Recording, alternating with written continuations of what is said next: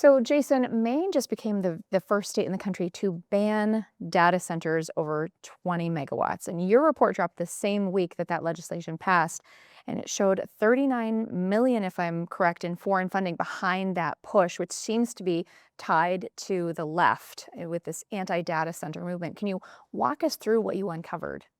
Yeah, and it's interesting because when I was in the legislature a decade ago, I served on a small business economic development committee, and we were out there trying to lure data centers to Texas. We knew that these companies were going to build them a decade ago, and I'm in what was referred to as a priority groundwater management area, that district that I serve. So we have a little bit of surface water, we have a lot of groundwater that feeds the communities around here.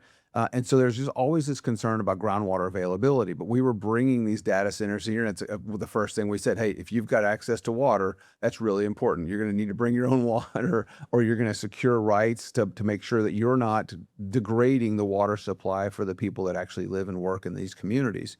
Hence your giant dehumidifiers, right? Yeah, bring in the dehumidifiers. Yes, because there's so much humidity here, especially in the Houston area. I mean, they put a little metal stick out and probably catch water. I mean, it's crazy. It's constantly 90% humidity. Wow. Um, so we were very successful in bringing these data centers to Texas. There's over 430 of them in Texas now, with 100 proposed. And it's like Wow. you've heard nothing over the last decade about all these data centers in Texas. No. I mean, nothing at all. And then No. all of a sudden, I start to see signs in my neighborhood that no data centers. And just recently, there was a story out of Indianapolis. A city council member in Indianapolis had voted to approve a data center. And all of a sudden, he gets 13 shots fired through his front door around midnight Wow. with a note stuck under his doormat that says, no data centers. Wow. And you look at who the city council man was, there are groups out there like Indivisible and 350, no, Indivisible and I think the Sierra Club had both named him personally in some social media posts. Wow. And Indivisible is one of these recipients, over $7 million of receiving foreign funding in opposition to data centers. And so Mm. you look, AI is the talk of the town right now. Everybody's talking about AI. It kind of reminds me of the dot-com, boom and bust decade and a half, 2 decades ago Yeah. that we saw. We're kind of going up at that rate when it comes to AI. I mean, people are putting AI, in their coffee. It's like, "Oh, yeah, this Yeah. coffee is made with AI. Oh, great, your stock value, your company just went through the roof because you mentioned AI in a press release." I mean, there's a little bit of manipulation going on there, but everything is AI, and so I start to look at in my background before I got into the legislature in Texas. I mentioned I was in marketing, I was in sales, I worked for companies that provided software solutions and equipment to mostly trucking companies to improve their efficiency. So we were always looking for ways to reduce cost per mile to get goods to consumers more affordably. And we were doing this across all industries and make their operations more safe. And you look at some of the impacts of AI, and what we've seen is now they're putting cameras on farming equipment, and those cameras are monitoring, and they're actually looking at the crops, and they're looking at what a weed is, and they can identify a weed within a millisecond and spray that weed with herbicide, where before you just put herbicide all On over everything. all of the crops. And Yes. now, so we've seen a 60 to 70% reduction in just the last couple of years in the use of herbicides, which Wow. I think is incredible. So we're not spraying good, Mhm. healthy food with a herbicide that doesn't need it. We want those crops to grow. So you just think about little efficiency gains like that are possible because of data centers. Making fleets more efficient, reducing fuel consumption, lowering the cost per mile of trucking companies. Everything you and I are going to consume today at one Absolutely. point in time has been on or in a truck. And Jason, people aren't thinking that far with AI, right?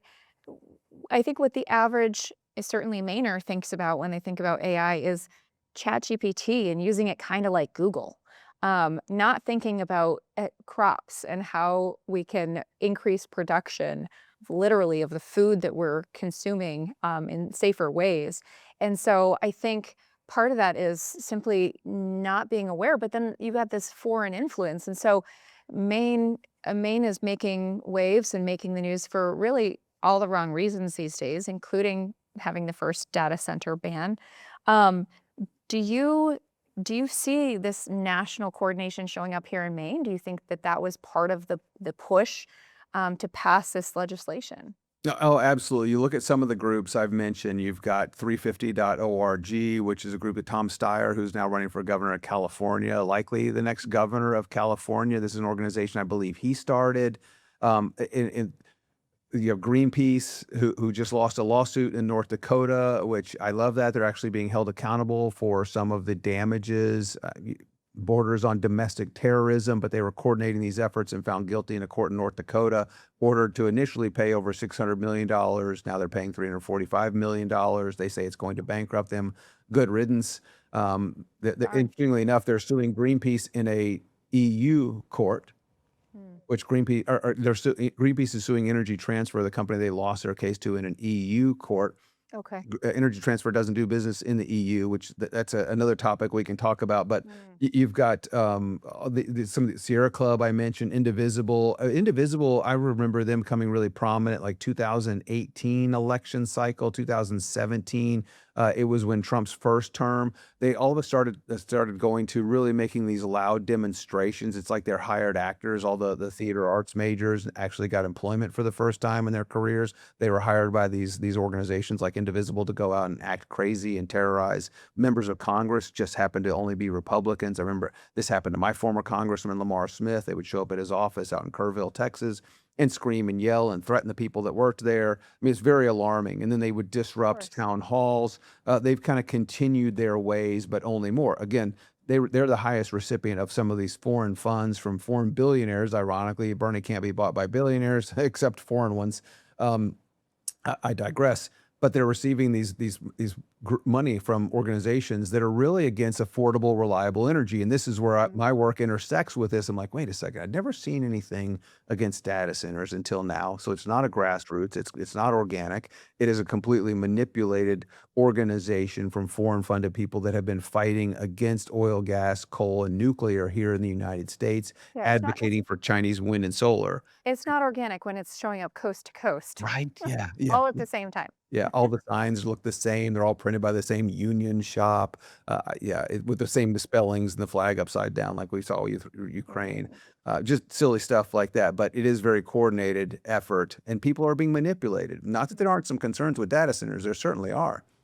But banning them, that Yeah, helps no one in Maine. right. I mean, the construction jobs, I mean, they should be Maine should be embracing natural gas, building pipelines Absolutely. through Maine. I mean, the jobs that creates is incredible.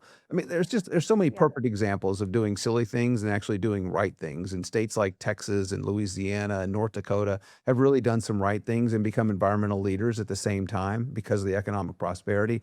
And when you just ban things like pipelines, when you ban high pressure hydraulic fracturing, you're stealing people's private property rights, first of all, because someone owns the mineral rights on that land, which is really unique to the United States, which Yeah. is God bless our country, founding fathers giving us our private property rights.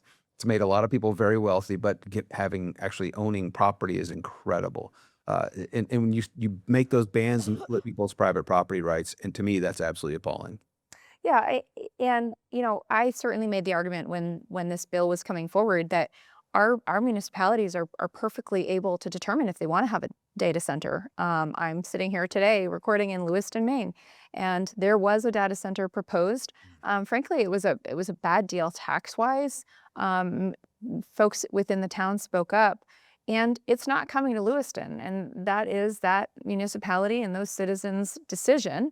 Um, Rather than a blanket decision by the state of Maine. And we have this one town in particular. I think this legislation was pretty targeted. There's a number of towns that have these data centers proposed, but one town's really, really close to building and implementing, and that is the town of Jay. It's a former paper mill town, $500 million investment. And what do you say to the people of Jay when they've been counting on this economic boost to their town, which is really floundering, that now they have this moratorium and they are not able to pursue this avenue. Oh gosh, you think about all the plumbers and the electrician and the tradespeople that Mhm. would be necessary to build this facility and then maintain it and upkeep it. I mean, it's just incredible economic driver, creates jobs. People want a place to store their photos, and you need more data centers to do that. As someone told me one time, people don't delete photos on their electric devices. Um, And guess what? That takes up storage. And so where's a good place to store it? In the cloud in some of these data centers. We want to win the race with AI. And just the farming example I gave is just one of the minor examples that are available that are being advanced because of AI. And there are other countries that don't want to see us win that race. They want us to continue to be dependent on them for goods. And apparently that's what Maine is doing. We want to be completely dependent on Chinese made, heavily subsidized wind, solar, and batteries, which are extremely expensive.